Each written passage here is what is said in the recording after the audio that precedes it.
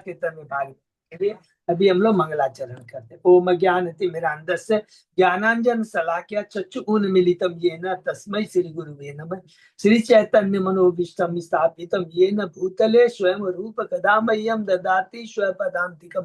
वन्देऽहं श्री गुरु श्रीयुतपदकमलं श्री गुरु वैष्णवांश्च श्री रूपं सागर जातम सहगण रघुनाथम वितम तम सजीवम स्वाद्वैतम स्वावधूतम परिजम सहितम कृष्ण चैतन्य देवम श्री राधा कृष्ण पादान सहगण ललिता श्री विशाखा वितांत च नमः ओम विष्णुपादाय कृष्ण प्रेष्ठाय भूतले श्रीमते भक्ति वेदांत स्वामिनी इति नाम। नमस्ते सारस्वती देवे गौरवाणी प्रचारिणे निर्विशेष शून्यवादी पाश्चात्य देश तारिणे वांछा कल्पतरुभ्यश्च कृपा सिंधुभ्येव च पतितानां पावनेभ्यो वैष्णवेभ्यो नमो महावदान्याय कृष्ण प्रेम प्रदायते कृष्णाय कृष्ण चैतन्य नामने गौरव विषय नमः। हे कृष्ण करुणा सिंधु दीन बंधु जगतपति गोपेश गोपिका कांत राधा कांत नमस्ते। तप्त कांचन गौरांगी राधे बिंदावनेश्वरी विश्वानुसुते देवी प्रणमामि हरि। नीलांचल निवासाय नित्याय परमात्मने बलभद्र सुभद्रायाम जगन्नाथाय ते नमः। जय श्री कृष्ण चैतन्य प्रभु नित्यानंद श्री अद्वैत गदाधर श्रीवासादि गौर भक्त बिंद मुखम करोति वाचालम पंगु लंघ्य यत्कृपातमहं वंदे श्री गुरु दीनतारिणं परमानंद माधवम श्री चैतन्य ईश्वर। हरे कृष्ण कृष्ण कृष्ण हरे हरे हरे राम राम राम हरे। श्री मंगलाचरण की जय। श्रीला प्रभुपाद की जय। हरे कृष्णा। आज के इस भागवतम चर्चा में सभी भक्तों का हार्दिक स्वागत है। सभी भक्तों के चरणों में मेरा सादर दंडवत प्रणाम है। राधा माधव राधा गोविंद परम वैष्णव परम गुरु परम आचार्य कृष्ण कृपा से हम सब भक्त मिल करके श्रीमद भागवतम के ऊपर कई दिनों से चर्चा कर पा रहे हैं। कैंटो 10 के हम लोग अध्याय 29 में है। 29, 30, 31, 32, 33 5 अध्याय है, जिसमें भगवान श्री कृष्ण ने गोपियों के संग में जो दिव्य आदान प्रदान का वर्णन है। उसके पहले हम लोगों ने जो 28 अध्याय कंप्लीट किया, बहुत संक्षेप में दोहराते हैं। शुरू होता है पहला अध्याय सुखदेव गोस्वामी जी से प्रश्न परीक्षित का कि हमें भगवान की अद्भुत लीलाओं कार्यों के बारे में बताइए। सूर्यवंश चंद्रवंश के बारे में तो आपने बताया। सुखदेव गोस्वामी शुरू बताते हैं कि किस प्रकार भगवान प्रॉमिस करते हैं देवताओं को कि मैं अपने सारे अवतारों के संग, तो जब भगवान कहते हैं मैं सब अपने अवतारों के संग, मतलब स्वयं कृष्ण आ रहे हैं, क्योंकि कृष्ण अवतारी अवतार नहीं है, कृष्ण सारे ही अवतारों के स्रोत हैं। तो आऊंगा सारी शक्तियों के साथ। और भगवान प्रथम अध्याय में शुरू होती है, सुखदेव बताते हैं कंस किस प्रकार माता देवी के छप लेकर करके मारता है। दूसरे अध्याय में हमने देखा कि भगवान 8वीं संतान के रूप में आते हैं। 7वीं संतान शंकरशन है, 8वीं संतान भगवान। जैसे ही माता देव की और वसुदेव हृदय में आते हैं, माता देवकी का चेहरा दिव्य हो जाता है। देवता आकर के उनकी प्रदक्षिणा करते हैं, गर्भ स्तुति करते हैं। तीसरे अध्याय में भगवान का प्रकट है।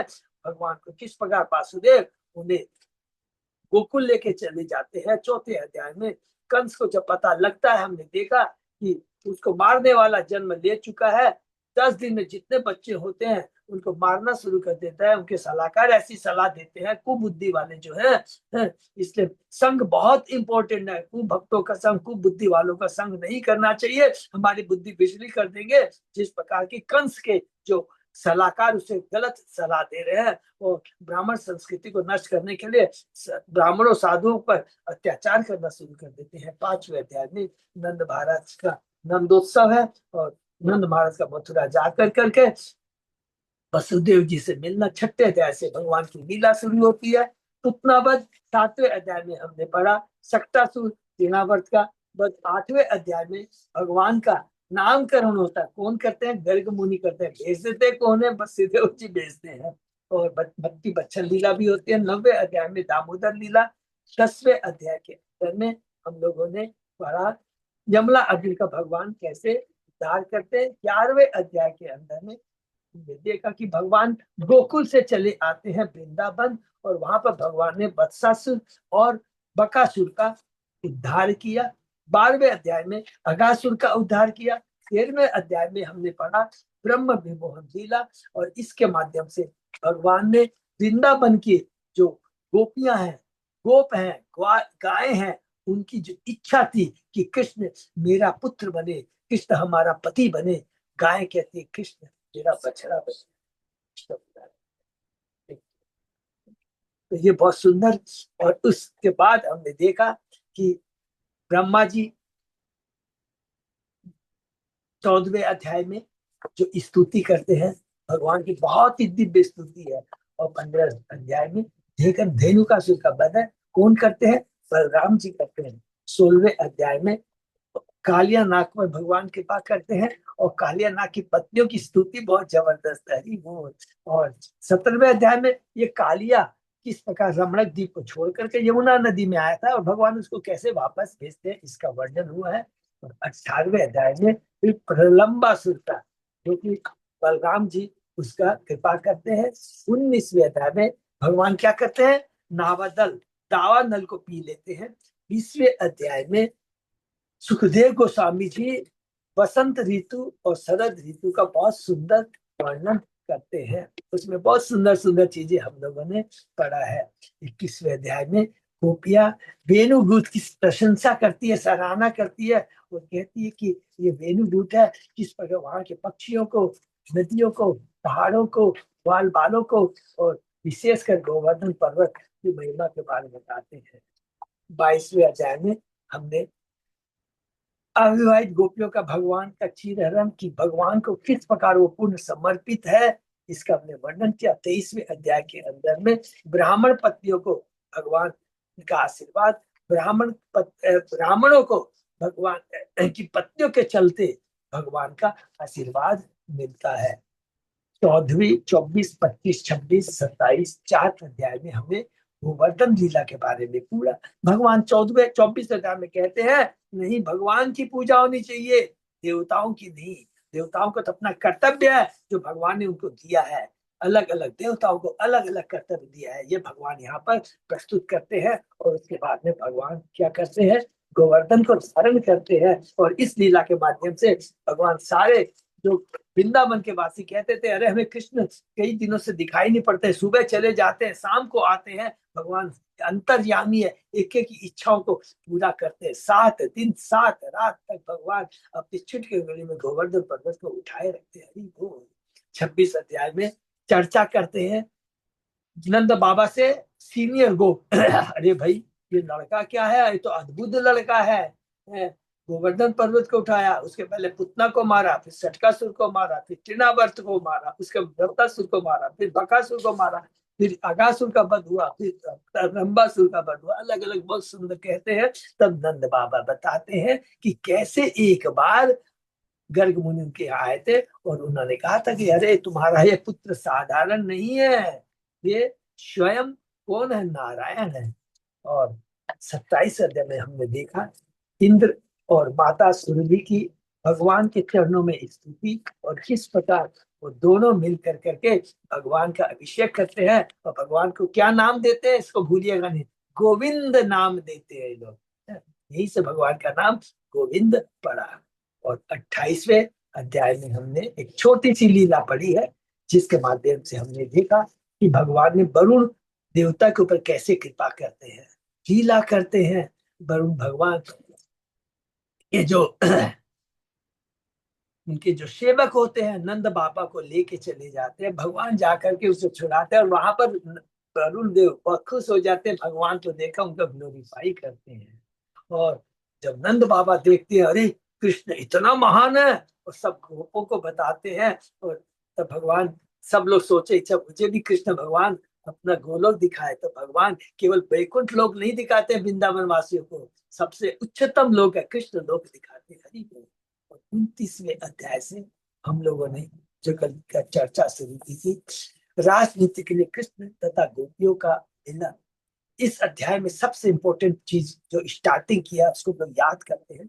सुखदेव गोस्वामी जी बताते हैं कृष्ण ने गोपियों के वस्त्र हरण के समय उन्हें जो प्रॉमिस किया था, जो वचन दिया था, उसका स्मरण अपनी योग शक्ति से, देखिए योग माया की शक्ति से अपने विरत शरद राशि में लीलाएं करने की इच्छा उत्पन्न की।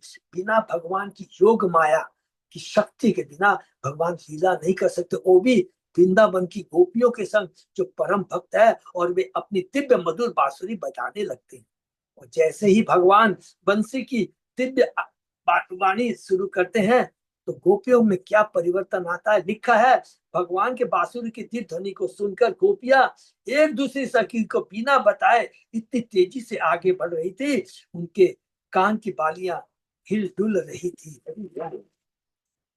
कुछ गोपियां दूध दूह रही थी, कुछ चूल्हे पर दूध को छोड़ के चली आती है, कुछ ने चूल्हे पर रोटियां बना रही थी उसको छोड़ के आ जाती है, कुछ वस्त्र पहन रही थी, जैसे जैसे वस्त्र पहनने से सब कुछ छोड़ कर करके अपने बच्चों को दूध पिला रही थी उसको छोड़ देती है, अपने पतियों की सेवा कर देती है उसे छोड़ देती है, और आंखों में जो काजल लगा रही थी सब कुछ छोड़ कर कृष्ण से मिलने के लिए लिखा दौड़ पड़ी।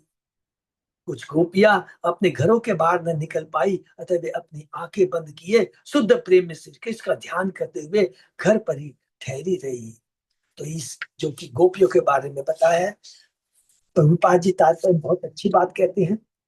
गोपियां हैं, एक है नित्य सिद्ध गोपियां हैं जो शाश्वत रूप से भगवान के धाम में रहती है, और एक साधन सिद्ध गोपियां हैं जो कि हम जैसे साथ धीरे धीरे भक्ति कर कर करके उस लेवल पे पहुंच जाती है। और उसी साधन भक्ति के अंदर में श्रुतिचारी और ऋषिचारी, ऋषिचारी तो सबको समझ में आ गया, श्रुतिचारी माने जो वेदों से द्वारा, और जो ऋषिचारी है जो दंडकार माने त्रेता युग में भगवान रामचंद्र के साथ जो दंडकारण जंगल में जो ऋषि थे वो भगवान के सुंदर रूप को देखकर आश्चर्य होकर कहते हैं कि हम आपको अपने पति के रूप में चाहते हैं। भगवान ने कहा कि मैं तुम्हारी ये इच्छा अभी नहीं कर सकता, ये इच्छा तुम्हारी मैं अपने द्वापर युग में पूरी करूंगा। और यही सब भगवान ध्यान रख कर करके सारे गोपियों की, अभी ये जो रासलीला हो रही है ना, सब इसमें नित्य सिद्ध गोपियां भी है, राधा रानी भी है, साधन भक्ति करके जो अपने उच्च कोटि पर पहुंच गए सबका उन्हें यहाँ पर प्रभुपाद जी ने डिटेल में बताया है कि सारी गोपियां किस प्रकार अब एकत्र आ रही है। इसके आगे क्या होता है आज हम लोग चर्चा करेंगे। ओम नमो भगवते वासुदेवाय, ओम नमो भगवते वासुदेवाय, ओम नमो भगवते वासुदेवाय। नारायण नमस्कृत्य नरं चैव नरोत्तमं देवी सरस्वती व्यासं ततो जयं उदीरये। नष्टायेषु अभद्रेषु नित्यं भागवत सेवया भगवती उत्तम श्लोके भक्ति भवति नष्टि। कृष्णाय वासुदेवाय देवकी नंदनाय च नंद गोप कुमाराय गोविंदाय नमो नमः। आराधयो भगवान भजेश तनय ततदाम बिंदावनम रमया काचित उपासना व्रजवधु वर्गेण्य कल्पिता। श्रीमद्भागवतम प्रमाणम अमलम प्रेमापुमतो महान। श्री चैतन्य महाप्रभो मतमिदम तत् आदरो न परो। हरे कृष्ण कृष्ण कृष्ण हरे हरे, हरे राम राम राम हरे हरे। कैंटो 10 अध्याय 29 श्लोक नंबर 10 से। बहुत बहुत धन्यवाद अच्युत अजय दास प्रभु।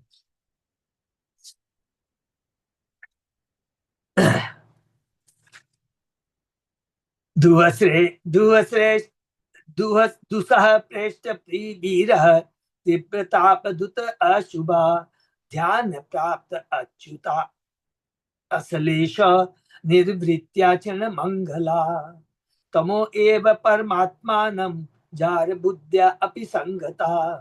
जहु गुणमयं देहं सद्य प्रच्छिन्न बंधना। जो गोपियां कृष्ण का दर्शन करने नहीं जा सकी उनके लिए अपने प्रीतम से अशय भीक्षो तीव्र वेदना उत्पन्न करने लगा, जिसके जिससे जिसने उनके सारे अपवित्र कर्मों को भस्म कर डाला। हरि बोल। उनका ध्यान करने से उन्हें उनके आलिंगन की अनुभूति हुई, तब उन्हें जो आनंद अनुभव हुआ उनसे उनकी भौतिक पवित्रता को समाप्त कर दिया।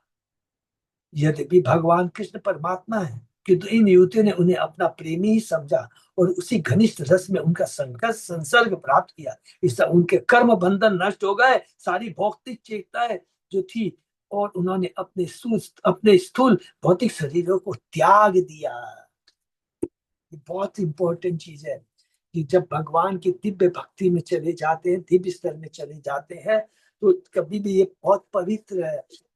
जब भी पवित्र पवित्र की बात आती है, अर्थात कि कोई भी तरह की कामना, कोई भी तरह तक कामना खत्म हो जाती है, उनकी चेतना दिव्य हो जाती है। और सबसे इंपॉर्टेंट चीज है, याद रखेंगे, जो कि लिखा था हमने पुस्तकों में पढ़ा, उनका शरीर अब भौतिक न रह के दिव्य रहता हो जाता है।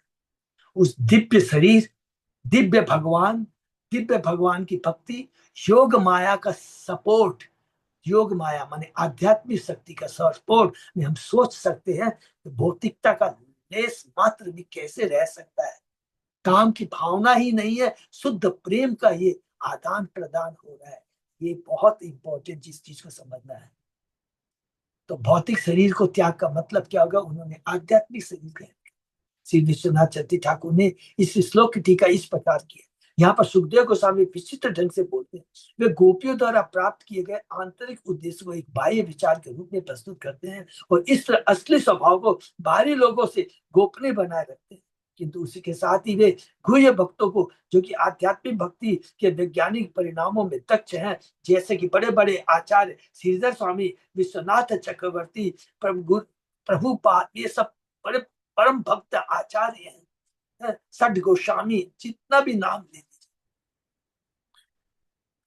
इन कि गोप किंतु गुह्य श्रोताओं से सुखदेव बताते कि जब गोपियों को अपने प्रिय से बिछोह का अनुभव हुआ, तो अपने अपार दुख तथा अपार सुख दोनों ही उत्पन्न हुए और इसे धीरे धीरे उन्हें वांछित उद्देश्य प्राप्त हो गया। इस तरह इस श्लोक को निम्नवत समझा जा सकता है। क्या?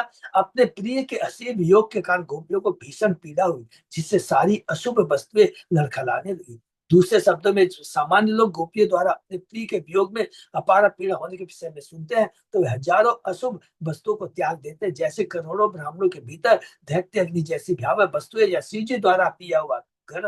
विशेष रूप से जो गोपियों के विरह प्रेम के बारे में सुनते हैं, वे अपने भीषण मिथ्या अहंकार को त्याग देते हैं, हरि बोल, और अपने को पराजित मानते हुए दहल जाते हैं। सारी भौतिक शक्तियां, जितने भी षड अष्ट सिद्धि से कोई को भी आप ले लीजिए, कोई भी जिसने ये अष्ट सिद्धि की, ये प्राप्त किया, ब्रह्मांड में सब कुछ बेकार है, सब कुछ अपवित्र है, सब कुछ व्यर्थ है, इसका कोई भी महत्व नहीं है।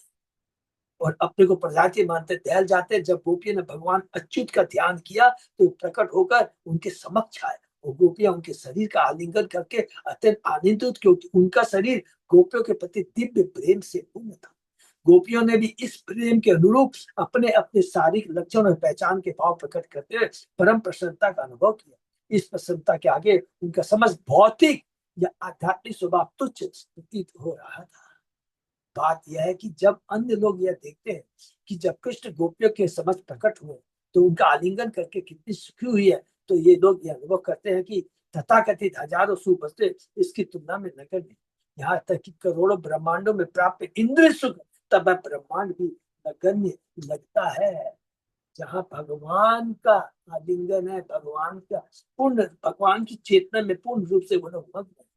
परमेश्वर से बिछो उनके मिलन के फलस्वरूप क्रमशः उत्पन्न गोप्य के कष्ट और हर्ष के विषय में सुनकर कोई भी व्यक्ति अपने समस्त विगत कर्म फलों से, चाहे वे पापपूर्ण हो या पवित्र, कोई तो छूट सकता है। बहुत इंपॉर्टेंट वर्ड लिखा है।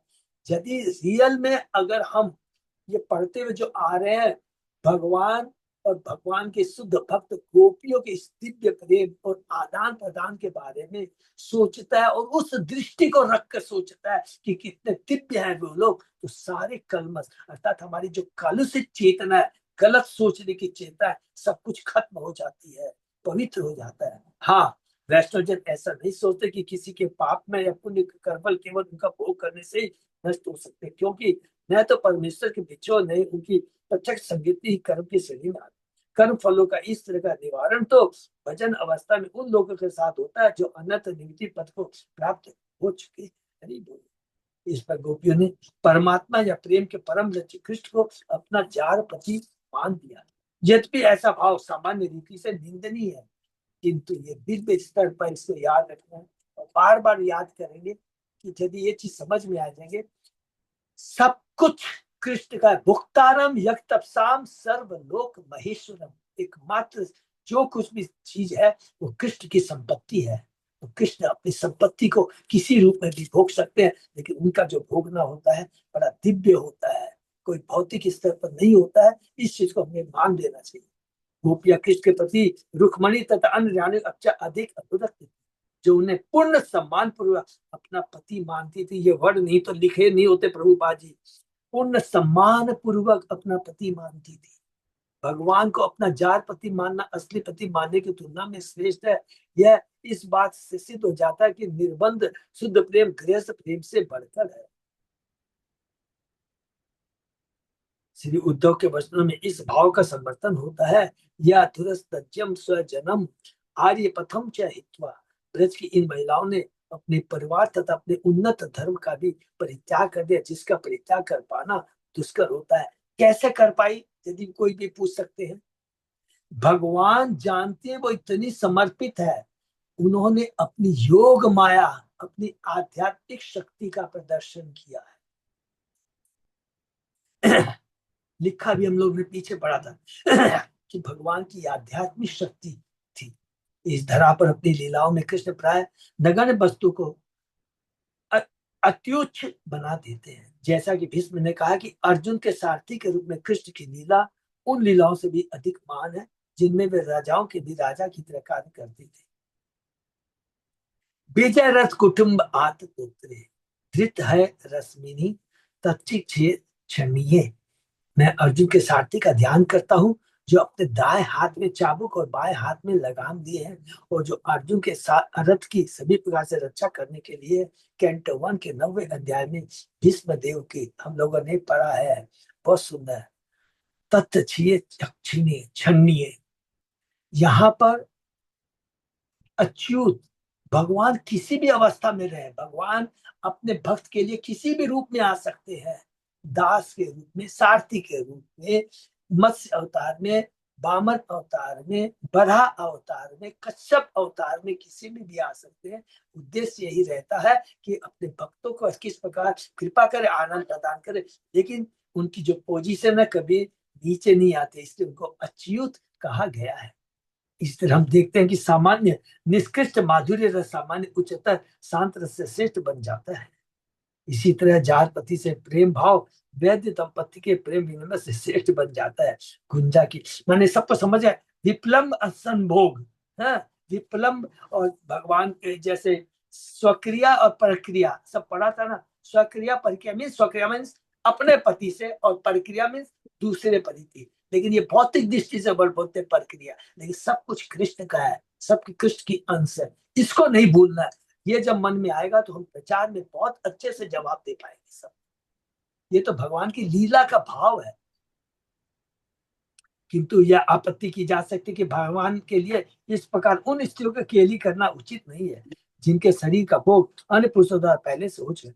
इस आपेक्ष का उत्तर जहू आदि शब्दों में मिल जाता है, जहाँ पर देहम शब्द एक वचन में प्रयुक्त हुआ है, जबकि गोपियां अनेक है। अतः एकत्व का कुछ अधिकारियों का कहना है कि योग माया की शक्ति से गोपियों के शरीर इस तरह अंतर्धान हो गए थे कि उन्हें कोई नहीं देख पाया। अन्य विद्वानों का कथन है कि इस फसल में देहम सब निकृष्ट शरीर का उद्योग है, जो प्रकृति के गुण से बंधा हुआ है। वो उनका जो शरीर है दिव्य हो गया है, भगवान ने भौतिक शरीर को छोड़ के आई है। पढ़ा था हम लोगों ने। गुणमयम विशेषण की प्रधानता के कारण ऐसा समझा जाता है कृष्ण की बांसुरी की सुनने के पूर्व गोपियों के दोहरे शरीर थे, भौतिक तथा आध्यात्मिक। शरीर को परित्याग कर दिया और आध्यात्मिक शरीर को लेके आती है।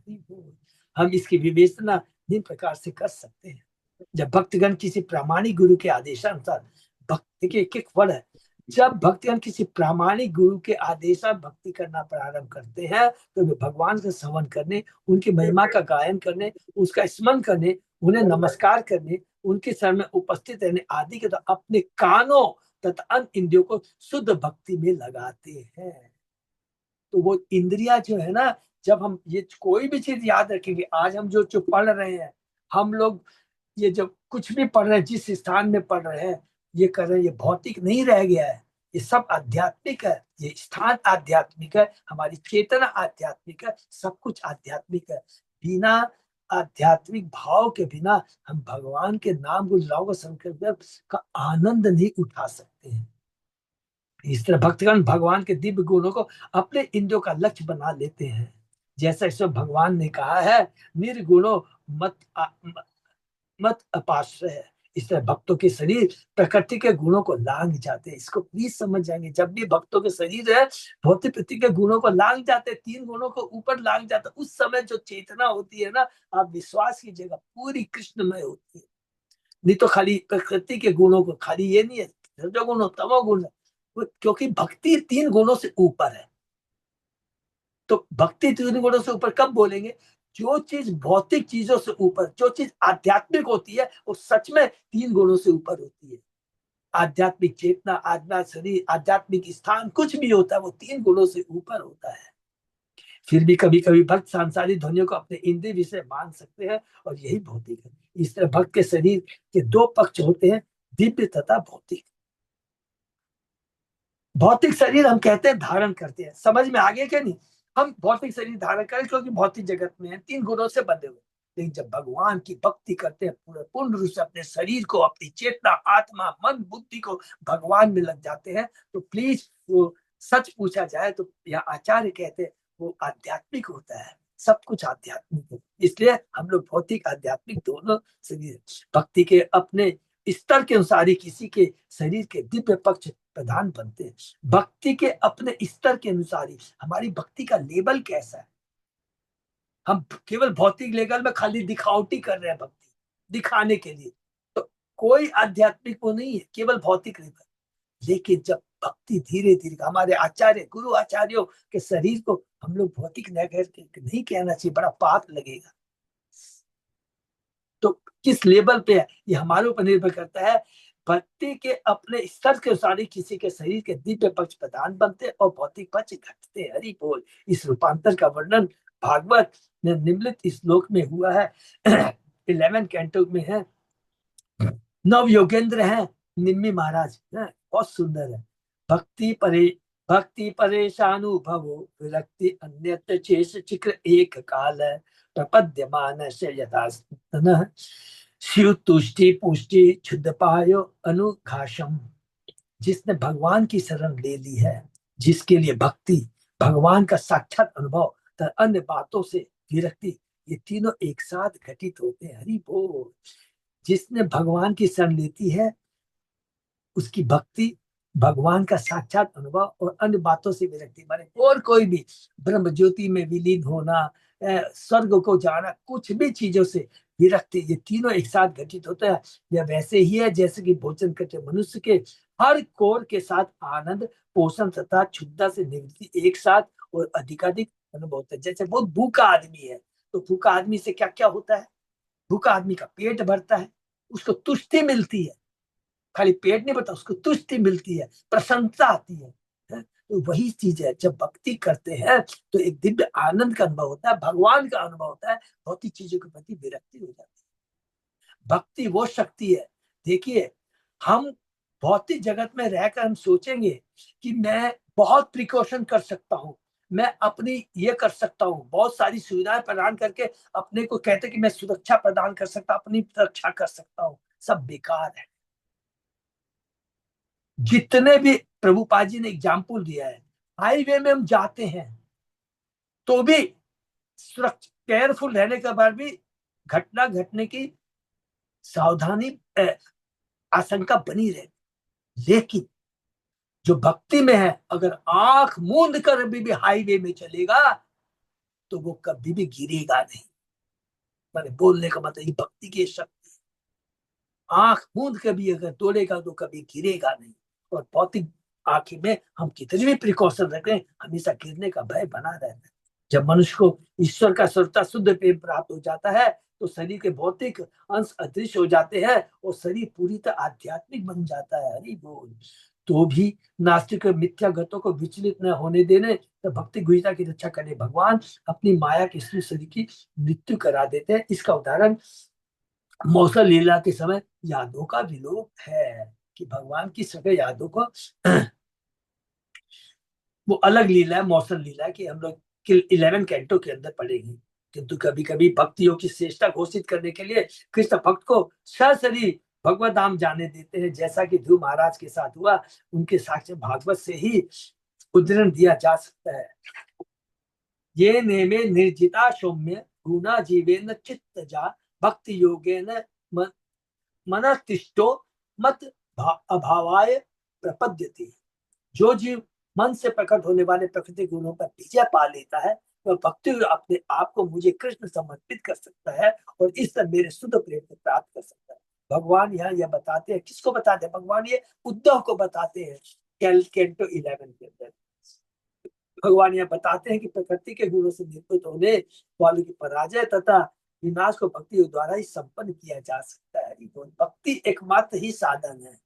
अतः भागवत के इस श्लोक में से हमें यही समझना चाहिए कि जो गोपियां कृष्ण का दर्शन करने नहीं जा पाई, उन्होंने अशुभ भौतिक देहों को अशुभ इसलिए बोला गया है कि ये नश्वर है, 3 गुणों से बंधा है,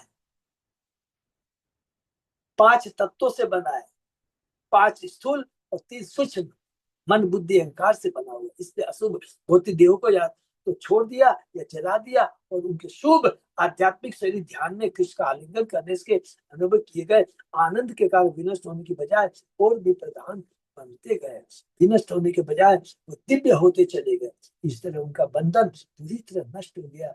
योग माया की सहायता से, योग माया की, देखिए हर जगह इंपॉर्टेंट चीज आता है कि भगवान की मदद मिली है। योग माया सहायता से वे अज्ञान से तथा अपने पतियों संबंधी द्वारा रोके जाने से मुक्त हो गई। ये भगवान की कृपा है। गोपियों के शरीर त्याग को उनकी मृत्यु का परिणाम बताने की भूल हमें नहीं करनी चाहिए। अरे उन्होंने शरीर नहीं, भौतिक शरीर त्यागा है, आध्यात्मिक शरीर को लेकर भगवान का आलिंगन किया है, भगवान की कृपा प्राप्त की है। या मया क्रीडताम रात्याम बने अस्मिन् ब्रज अस्थिता अलब्ध रासा कल्याणयो मा अपु मत वीर्य चिंतया। वे कुछ कल्याणी गोपियां उस रात्रि में इस वृंदावन में मेरे साथ राजनीति में सम्मिलित नहीं हो पाई, फिर भी मेरी दिव्य लीलाओं का स्मरण करने से उन्हें मेरा सानिध्य प्राप्त हो गया। क्लियर देख लीजिए, इस श्लोक में लिखा है। इस श्लोक में कल्याण शब्द के प्रयोग द्वारा भगवान कहना चाहते हैं कि यद्यपि गोपियां अपने पतियों के मना करने तथा मेरे वियोग के कारण अपना शरीर त्याग देना चाहती थी, किंतु इस परम शुभ रास रास उत्सव के शुभारंभ में उनका मरना मुझे अच्छा नहीं लगता, अतः अशुभ बन जाता। इसलिए वे मरी नहीं, हरि बोल, वे मरी नहीं, उनका भौतिक शरीर मरा है। कृष्ण को देखने जाने से रोकी गई गोपियां शरीर से नहीं, इसका अन्य साक्ष्य सुखदेव गोस्वामी के ही कथन से इसी स्कंद में प्राप्त होता है। ता उच्च रुद्र धवम पिता तत्स संदेशा गत स्मृति। तब गोपियों ने संतुष्ट होकर उद्धव की बातों का उत्तर दिया। तब गोपियों उद्धव की बातों का उत्तर, क्योंकि उनके संदेश से कृष्ण की स्मृति ताजी करती थी। यहाँ पर हमें पता चलता है कि उद्धव से बातें कर रही गोपियों ये थी जो अपने पतियों के द्वारा रोके जाने के कारण रास नृत्य में सम्मिलित नहीं हो पाई थी। अतः निष्कर्ष यह निकला कि इन गोपियों ने बिना मरे अपने भौतिक शरीर त्याग दिए। धीरे ताप से झुलसकर उनके शरीर अपनी भौतिकता त्याग कर उसी तरह शुद्ध आध्यात्मिक बन गए जिस तरह ध्रुव महाराज जैसे महान भक्तों के शरीर बन गए थे। गोपियों का शरीर त्याग का यही अर्थ है, भौतिक शरीर त्यागा। अध्ययन ये चीज याद रखना। और हम जो भी हमारा शरीर है, यदि भगवान की सेवा में जो भी चीज है, कलम पेंसिल है, भगवान की सेवा में यूज होता है, तो कृपा करके उसको कभी भी भौतिक नहीं कहना चाहिए। और ये वाला हम लोग बहुत डिटेल में पढ़ेंगे।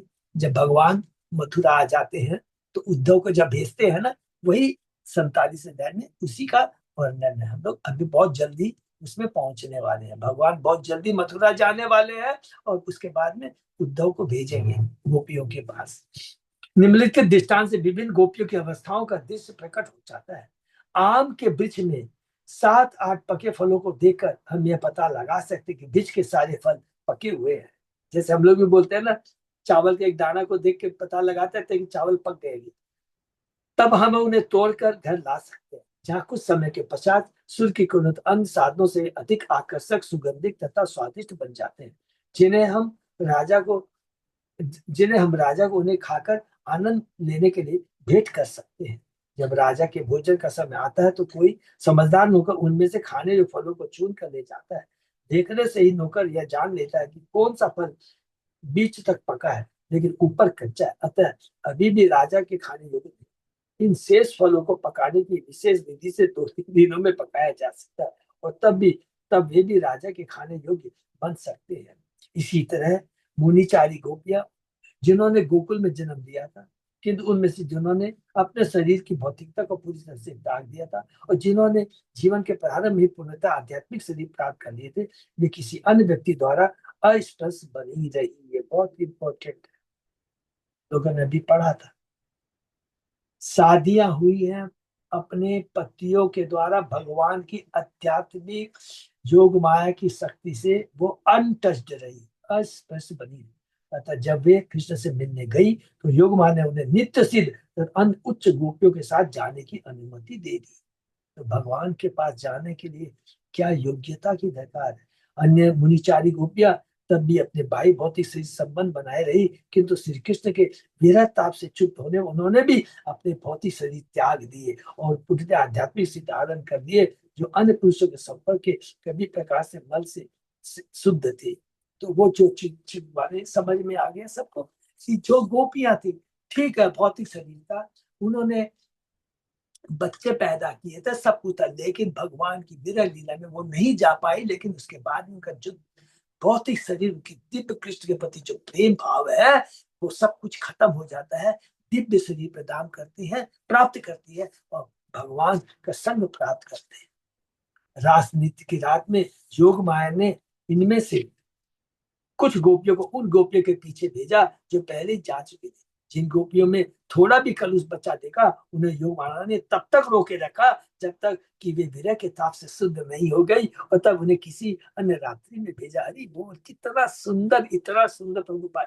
हर भगवान ने सबको दिया, सबको मौका दिया है, नित्य सिद्ध हो जाए, और ऋषि चारी हो, वेदचारी हो, जो भी हो, और जो गृहस्थ में भी थी, लेकिन जिस पूर्ण कृष्ण को समर्पित है, भौतिक शरीर को त्यागा है और आध्यात्मिक शरीर को लेकर के फिर वो कृष्ण के पास जाती है।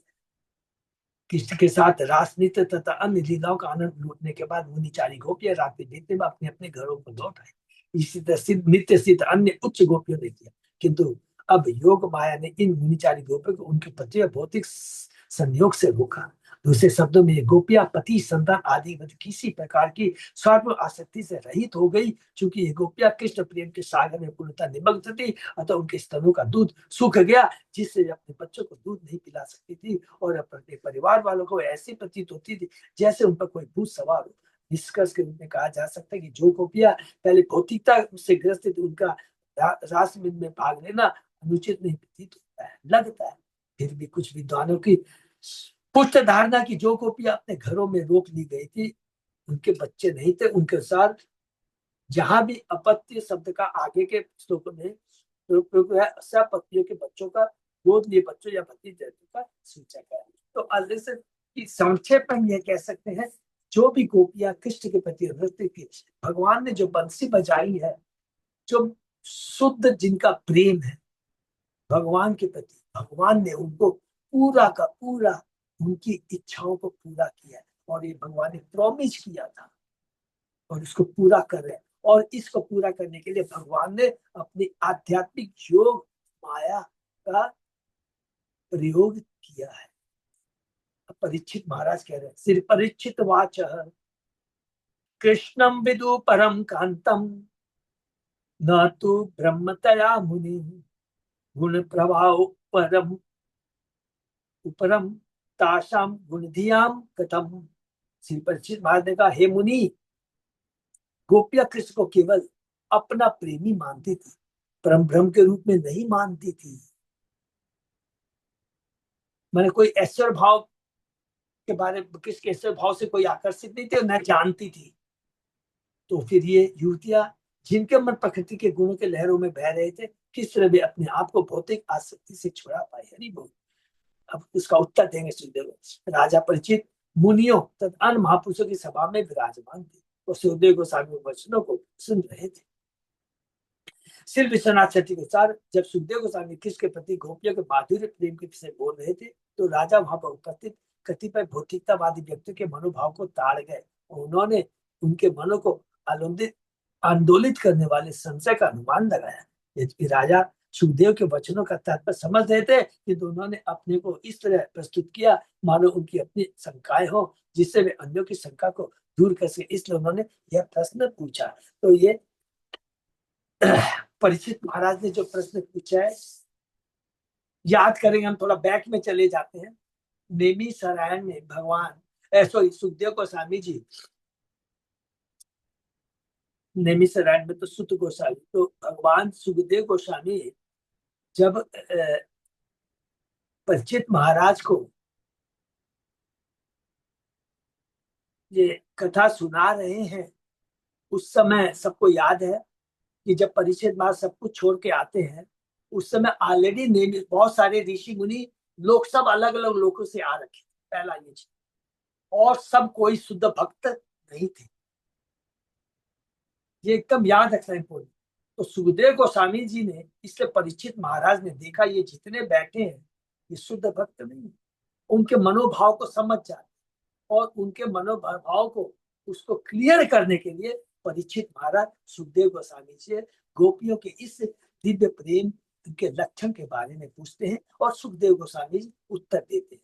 श्री शुकवाच उक्तम पुरस्तात् एतत्ते चैद्य सिद्धिं यथागतः दुषन् अपि ऋषिकेशं किम किमुत्तादो अधोक्षज प्रिया। सुखदेव गोस्वामी ने कहा यह विषय आपको पहले बताया जा चुका था, चूंकि कृष्ण से घृणा करने वाला शिशुपाल तक सिद्धि प्राप्त कर सका तो फिर भगवान के प्रिय भक्तों विषय में क्या कहना है। सोचिए भगवान कितने हैं, पवित्र करने वाले हैं। शिशुपाल जैसे को उन्होंने सिद्धि प्रदान कर दी तो भक्तों को तो मिलना ही मिलना है। यद्यपि बद्ध जीवों का आध्यात्मिक स्वभाव माया, बद्ध जीवों का एक एक चीज है, बद्ध जीवों का आध्यात्मिक स्वभाव अर्थात जीव क्या है, शाश्वत सच्चिदानंद भगवान का अंश है, किंतु माया से आच्छादित हो सकता है क्योंकि वो अणु है और भगवान क्या विभु है।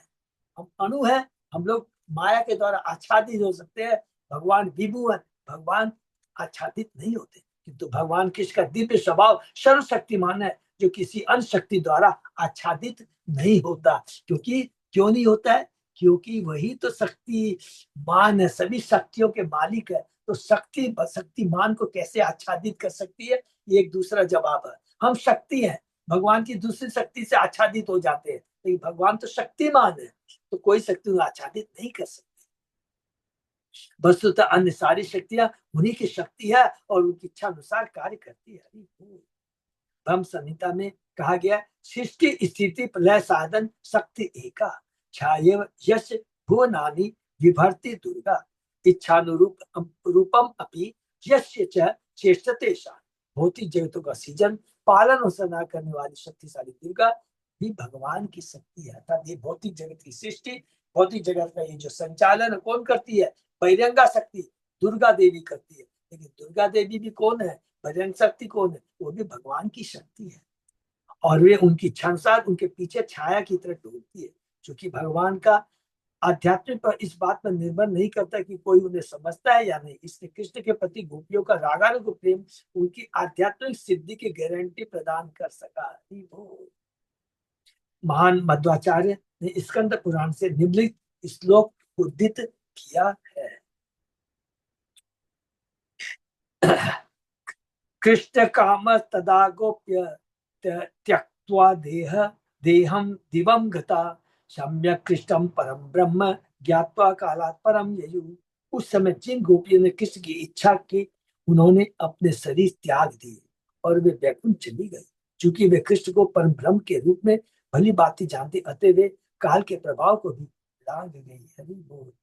पूर्वच ज्ञानम संयुक्ता तत्तापि प्रायस्तथा अतस्ताशाम परम ब्रह्म गति राशि न कामतः। अपने पूर्व जन्मों में अधिकांश गोपियों को दिव्य ज्ञान प्राप्त था, वे किसी काम वासना से नहीं अपितु इसी ज्ञान के परम को प्राप्त कर सकी। हरि बोल। उनकी कोई भी जो भगवान के प्रति थी, प्लीज सब लोग को बार बार याद रखना है। कोई काम माने भौतिक काम वासना नहीं। न तो ज्ञान मृते मोक्षे न अन्य पंथेति हे श्रुति काम युक्त तथा भक्ति ज्ञानम चातो विमुक्ति विमुक्ति का। वेद पुकार पुकार के कहते हैं आध्यात्मिक ज्ञान के बिना मुक्ति का कोई उचित मार्ग नहीं है। आध्यात्मिक ज्ञान के मतलब इसमें बिना भगवान के ज्ञान के, भगवान भगवान की भक्ति के बिना कोई भी मुक्ति का, कौन सी मुक्ति, ब्रह्म ज्योति वाला नहीं, वो वाला ज्ञान नहीं, भगवान का ज्ञान, भक्ति का ज्ञान। और मुक्ति माने कौन से, भगवान के धाम। मुक्ति का मतलब यह 3 गुणों से ऊपर उठ करके डिटैचमेंट होकर भगवान की भक्ति में लगना, ये मुक्ति है। भौतिक जगत में रहते हुए हम मुक्त पुरुष हो सकते हैं।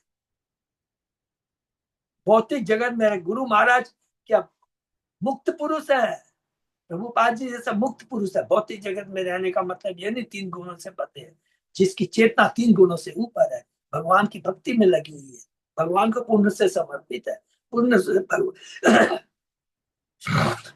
भगवान का ज्ञान है। क्योंकि बाह्य रूप से कामाशक्त इन गोपियों में भक्ति तथा ज्ञान था, अतः उन्हें मुक्ति प्राप्त हुई। अतो मोक्ष अपीता शाम च कामो भृत्य अनुवर्तते मुक्ति शब्दोदितो चैत्य प्रभृतो देश भागिन। इससे उनकी मुक्ति में भी उनकी शुद्ध भक्ति के साथ काम वासना लगी रही।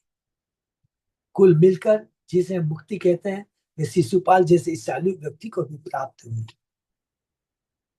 भक्ति मार्गी पृथंग मुक्ति मुक्ति अगाध विष्णु प्रसादतः कामस्त शुभ कृच्छापि भक्त्या विष्णु प्रसाद कृत। जो भक्ति मार्ग का पालन करता है उसे भगवान विष्णु की कृपा से उपफल के रूप में मुक्ति होती है। और ऐसे व्यक्ति की काम वासना जो सामान्यतः दुर्भाग्य को आमंत्रित करने वाली होती है, वह शुद्ध भक्ति में अभिव्यक्त होने पर विष्णु कृपा को प्राप्त होता है। देसी द्वेषी जीव युतम च अपि भक्तम विष्णु विमोचयेत् अहो अति करुणा विष्णु शिशुपालस्य मोक्षना। भगवान विष्णु इस चालू जीवन वाले भक्त की भी इच्छा करते, जीव वाले भक्त की भी इच्छा रक्षा करते हैं। जरा भगवान की असीम कृपा को देखिए ना, किस उन्होंने शिशुपाल को मुक्ति प्रदान की। तो भगवान कभी भी किसी से ईर्ष्या नहीं करते हैं। जब भी कोई प्रश्न करेगा तो सिंपल एक ही जवाब देंगे, कभी भी माँ अपनी संतान से ईर्ष्या करती है क्या? उसका माँ का जो क्रोध होता है वो क्या रजोगुण से बंधा लिप्त रहता है, तमोगुण से लिप्त रहता है? नहीं, प्योर प्रेम से रहता है उसमें, शुद्ध। बल्कि माँ का उस समय उस बच्चे के प्रति विशेष ध्यान रहता है। और अपने भी जो अच्छा बच्चा है उसका कहते तू अपने भाई का ख्याल रख, इसका ध्यान रख, अपना भी स्पेशल ध्यान देती है। और भी तो इसलिए भगवान कहते हैं अपने भक्तों को तुम ज्यादा इतराओ मत, तुम भक्ति कर रहे हो लेकिन जो बेचारे मेरे जीव है, तेरे भाई हैं जो सड़ रहे हैं यहाँ पर, उनका उद्धार करने की सोचो। इसीलिए प्रभुपाद जी ने प्रचार कार्य पे सब ज्यादा जोर दिया था। और इसीलिए चेतन महाप्रभु ने कलयुग में आके कहा था, जाने देखो तारे को कृष्ण देश, हमारा आज्ञा गुरु तारो एक देश। तो भगवान चेतन महाप्रभु गुरु आचार्य का लक्ष्य क्या है, भगवान क्या चाहते हैं। इसलिए शिशुपाल तो कोई बात नहीं, सबका भगवान ने उद्धार, जगाई मगाई तक का उद्धार किया। हमने तो पढ़ा है कि जगाई मगाई ने ऐसे चित्रगुप्त के खाते में बताया है कि ऐसा कोई ब्रह्मांड में पाप नहीं है जो उन्होंने नहीं किया हो, लेकिन भगवान ने उनका भी उद्धार किया। शिशुपाल भगवान किसका चचेरा भाई था। जब भगवान सुमुखी युवा रुक्मिणी का हरण करने ले गए थे, शिशुपाल का घर चूर हो गया, क्योंकि स्वयं उसके विवाह करने का पूरी तरह तुला हुआ था। शिशुपाल भगवान किस पर ईर्ष्या से चल रहा था, अतः उसने रात्रि यज्ञ के समय उनका मूर्खता से अपमान किया। ये भी लीला अभी आएगी, हम लोग पढ़ेंगे कि जब भगवान ने रुक्मिणी का अपहरण किया था तो शिशुपाल ब्याह करना चाहता था, लेकिन भगवान ने उसको चूहे की तरह उसको अलग करके सबा करके कर दिया। तो वही भाव, ईर्ष्या का भाव उसके मन में लगा हुआ था। जब युधिष्ठिर महाराज ने राष्ट्रीय यज्ञ किया था तो उसमें उसी ईर्ष्या के भाव को लेकर भगवान का अपमान किया था। उस समय कृष्ण ने शिशुपाल का अविचल भाव से सिर काट लिया और उसे मुक्ति प्रदान की। सभी दर्शकों ने शिशुपाल के तेजपूर्ण आत्मा को उनके बीच से बाहर निकलकर भगवान में लीन होते देखा।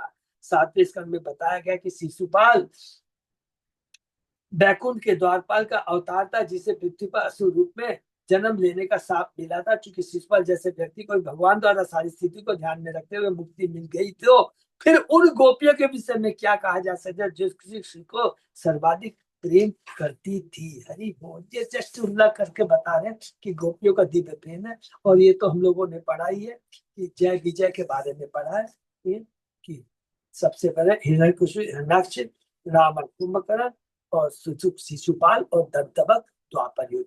और कलयुग में बोलते हैं जगाई मगाई है आचार्य बोलते हैं। निर्णाम ऋषे यश अर्थाय व्यक्ति भगवतो नृप अव्ययस्य अप्रमेयस्य निर्गुणस्य गुणात्मन। ये राजन, भगवान अव्यय तथा अप्रमेय है। इस जगत में साकार रूप में उनका आविर्भाव मानवता को सर्वोच्च लाभ दिलाने के लिए निमित्त होता है। साकार रूप में उनका आविर्भाव जो होता है सर्वोच्च लाभ दिलाने के लिए होता है। सर्वोच्च लाभ का मतलब क्या हो गया? सब बद्ध जीवों को भगवत धाम ले जाने के निमित्त होता है। ये है सर्वोच्च लाभ। भगवान से अपना खोया हुआ पुनः संबंध स्थापित करना, यही परम लाभ है। सर्वोच्च सबसे ऊंचा लाभ यही है। भगवान कोई भौतिक सुख देने के लिए नहीं आते हैं, भौतिक कष्ट को हटाने के लिए नहीं आते हैं। ये एकदम कंफ्यूजन दूर कर देना है। भौतिक सुख दुख दोनों ही तो बंधन का कारण है। तो भगवान तो इन भौतिक सुख दुख के परे जो चीजें दिव्य आनंद है जो शाश्वत है वो दिलाने के लिए आते हैं। क्योंकि भगवान कृष्ण मानव मात्र का कल्याण करने के लिए अवतरित होते हैं, तो वे भला उस अबोध तरुणियों की अपेक्षा क्यों करने लगे जो अन्य किसी अपेक्षा उनसे अधिक प्रेम करती थी।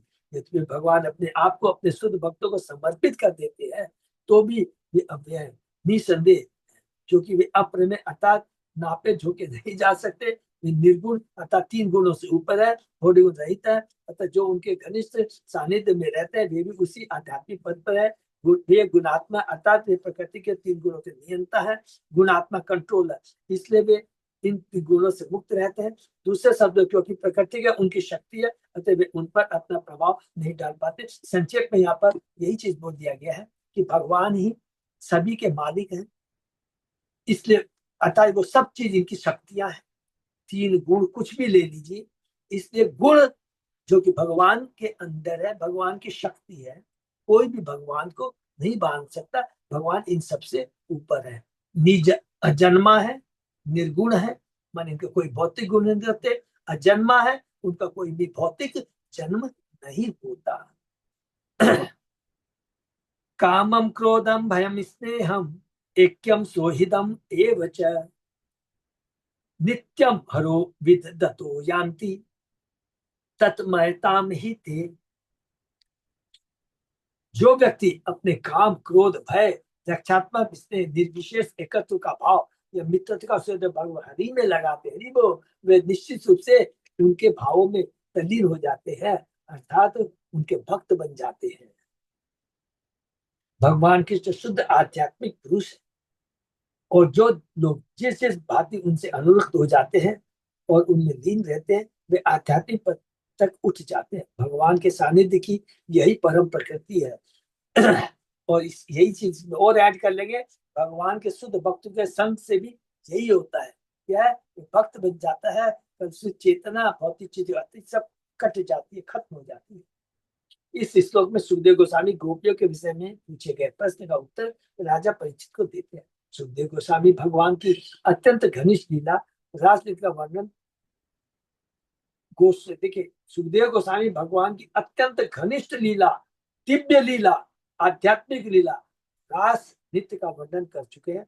और राजा परीक्षित उन श्रोताओं के संशयों को दूर करने में सहायक बन रहे हैं जो इस विस्मयपूर्ण कथा को सुन रहे हैं या विषय में सुनेंगे वहां पर। और जितने लोग बैठे हैं, श्री मध्वाचार्य ने स्कंद पुराण से उस कथन को उद्धृत किया है जो गोपियों को भौतिक माया से मुक्त आत्मा घोषित करने वाले। भक्ता है नित्य कामित्वम न तो मुक्ति बिना भवी अतः कामितया वा अपि मुक्ति भक्ति मताम हरो। जो व्यक्ति पहले से मुक्त नहीं है, उसमें शुद्ध भक्ति में व्यक्त होने वाला कृष्ण के प्रति नित्य माधुर्य आकर्षण उत्पन्न नहीं हो सकता। अतः जो लोग माधुर्य आकर्षण में भी भगवान हरि की भक्ति करते हैं, वे पहले ही मुक्ति पा लेते हैं। इसके बाद माने सात, इसको पहले कब, बहुत लंबा। इसके बाद श्री मध्वाचार्य पद्म पुराण से उदाहरण देते हैं, जिससे ये स्पष्ट हो सके मनुष्य केवल किसके प्रति कामवासना रखने से मुक्ति नहीं पा सकता, अपितु तो उसमें शुद्ध भक्तिपूर्ण माधुर्य आकर्षण होना चाहिए। स्नेह भक्त सदा देवा कामित्वेन न अपि सर स्त्रिय कश्चित कश्चिन मा कामेन भक्त्या केवल तू। देवतागण सदैव भगवान से इसमें भक्ति करते हैं और अप्सराएं कहलाने वाली स्वर्ग की युवतियां सदैव उनके प्रति काम वासनाएं रखती है, जबकि उनमें से कुछ में भौतिक काम वासना सहित शुद्ध भक्ति भी पाई जाती है। केवल ऐसी ही काम वासना रहित अप्सराओं को मुक्ति मिलती है, क्योंकि ब्राह्मणी भक्ति के बिना मुक्ति प्राप्त नहीं हो सकता। बस सिंपल है, भौतिक कामनाओं को त्याग कर ही हम भगवान से को प्राप्त कर सकते हैं। भौतिक इच्छा को खत्म करना पड़ेगा, बस सिंपल है। अतः जब तक भक्ति भौतिक कामना से मुक्त नहीं हो लेती, यह योग्य में उपयुक्त नहीं मानी जाती। हमें चाहिए कि माधुर्य भाव में कृष्ण के साथ गोपियों के निजी सान्निध्य को सस्ता व्यापार न समझे। हरि बोल। भगवान के साथ प्रत्यक्ष संबंध की गंभीरता प्रदर्शित करने के लिए श्री मध्वाचार्य ने बराह पुराण से निम्नलिखित श्लोक उद्धृत किया है। पतित्वेन श्रियोपायशो ब्राह्मणा में पितेति च पिता महत या अन्येषाम त्रिदशा नाम जनार्दन। लक्ष्मी जी भगवान जनार्दन को अपने पति के रूप में पूछती है, भगवान ब्रह्मा उन्हें अपने पिता के रूप में पूछते हैं, और अन्य देवता उन्हें अपने पितामह के रूप में पूछते हैं। बोल। प्रपितामहो में भगवान इति सर्वजनस्यतु गुरु से ब्रह्मणो विष्णु सूरा नाम च गुरु। अतः सामान्य लोग को चाहिए कि भगवान को वे अपना परम पिता माने। भगवान विष्णु ब्रह्मा के आध्यात्मिक गुरु हैं, क्योंकि उन्होंने पहला ज्ञान ब्रह्मा को ही दिया था। ये देवताओं के गुरु हैं। गुरु गुरु ब्रह्मा जगतो देवम विष्णु सनातन इत्यवोपासनम कार्य न अन्यथा तु कथश्चन। ब्रह्मा इन ब्रह्मांड के आध्यात्मिक गुरु हैं और विष्णु उसके शाश्वत पूज्य अर्चा विग्रह। मनुष्य को चाहिए कि इसी भाव से भगवान की पूजा करे, अन्य किसी भाव से नहीं। उपर्युक्त आदेश सबों पर, सर्वजन पर लागू होते हैं। अतः मनुष्य को चाहिए कि इन आदेशों का तब तक पालन करता रहे जब तक परमेश्वर के सानिध्य का उच्च पद प्राप्त न हो जाए। इस विषय में पर्याप्त प्रमाण उपलब्ध है कि वृंदावन की अति उच्च मुक्त आत्माएं थी। अतः कृष्ण के साथ उनकी लीलाएं शुद्ध आध्यात्मिक व्यापार है। इस बात को मन में रख ही हम इस अध्याय को ठीक से समझ सकते हैं। हरि बोल। तो सिंपल चीज यहाँ पर ये बताया है बहुत, ये कि अभी तक हम लोग जो भागवतम पढ़ते आ रहे हैं, हम साधन भक्त के रूप में भगवान की लीलाओं को सुनते सुनते सुनते अपनी चेतना को शुद्ध करते हैं। कितना सुंदर ढंग से शुद्ध भक्तों के बीच में रह करके सेवा भाव रखते हुए, एक बार बार बार मैं रिपीट करूंगा क्योंकि आचार्य गुरु यही चीज कहते हैं। प्रभुपाद जी ने भी केवल सेवा भाव किया। चेतन महाप्रभु ने भक्त के रूप में आपके सबको भक्ति का प्रचार किया। चेतन महाप्रभु ने, इससे बड़ा सेवा नहीं है। उसी को ध्यान में रखकर प्रभुपाद जो जितनी सेवा भाव प्रचार कार्य करेंगे, बूट स्टिंग होगा, स्वतः ही हमारी चेतना अपने आप शुद्ध होती जाएगी। अर्थात भगवान के नाम गुणताओं के प्रति आकर्षण और असत्य के प्रति अनासक्ति स्वतः ही उत्पन्न होती जाएगी। इसके लिए कोई स्पेशल योगा एक्सरसाइज ज्ञान की दरकार नहीं है, जो गोपियों में था, आचार्यों के बारे में बता रहा। इसलिए हमको उस लेवल तक के उनकी लीलाओं को सुनने के लिए अपनी चेतना को उसी लेवल पे लाना पड़ेगा। घबराने की बात नहीं है। इसीलिए प्रभुपाद ने स्टार्टिंग में कह दिया था, कैंटो 10 में पहुंचने के पहले हमें कैंटो 1, 2, 3, 4 सबको अच्छे से पढ़ना है। और ये भगवान की कृपा से हम लोग पढ़ते आए हैं और हमको बड़ा अच्छा लग रहा है कि गोपियां की महानता कितनी उच्च कोटि की है। किस प्रकार भगवान ने उनको अपना, उनकी जो इच्छा उनको पूर्ति किया है, उनको दिव्य आनंद प्रदान किया है और खुद आनंद का अनुभव किया है। ये याद है, बहुत इंपॉर्टेंट है। शुद्ध भक्तों से संगी आदान प्रदान करके भगवान दिव्य आनंद का अनुभव कर सकते हैं। और इसीलिए चैतन्य महाप्रभु स्वयं भक्त के रूप में आते हैं। क्या चीज सोच के? 3 चीज। राधा रानी की भक्ति कैसी है, नंबर 1।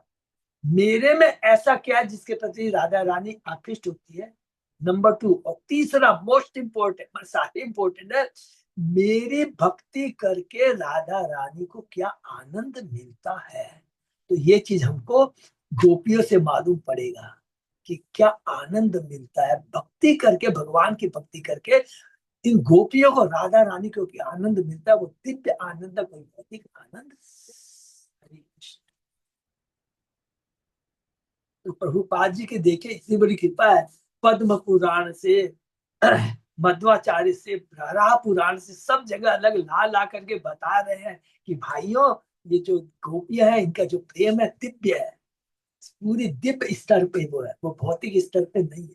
अरे कैसे मूर्ख जैसी हम लोग बातें करने कहते हैं, जैसे असुरों को जब भगवान कल्याण कर देता तो ये गोपियां किस लेवल की है, तो उनको तो भगवान क्या दिव्य प्रेम प्रदान नहीं करेगी उनको, तो ये स्वाभाविक है। हरे कृष्ण। बहुत बहुत धन्यवाद सबको पर, किसी का कोई प्रश्न नहीं। हरे कृष्णा, दंडवत प्रणाम। धन्यवाद प्रणाम। प्रभु बाजी बहुत डंडा मार मार के हम लोगों को आगे ले जा रहे हैं। देखिए कितने ये एक आचार्य की, देखिए हमारे मनोभाव को समझते हैं, एक एक चीज को लेकर के डंडा मार मार करके आगे ले जा रहे हैं। ये आचार्य का काम हो रहा है अपने तात्पर्य के माध्यम से। हरे कृष्णा। अच्युत दास प्रभु। हाँ प्रभु जी।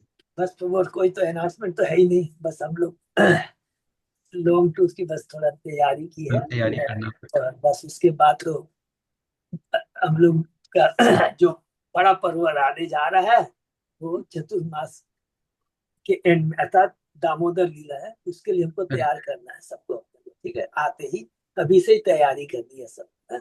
ज्यादा से ज्यादा इस जो पढ़ा है, ज्यादा से ज्यादा इस बार हम लोगों को दीप लीला, दामोदर लीला के माध्यम से ज्यादा भक्तों को जोड़ने का प्रयत्न करना है। ठीक है ना? भक्तों का बहुत बहुत धन्यवाद। आपका स्नेह विराम दे बस।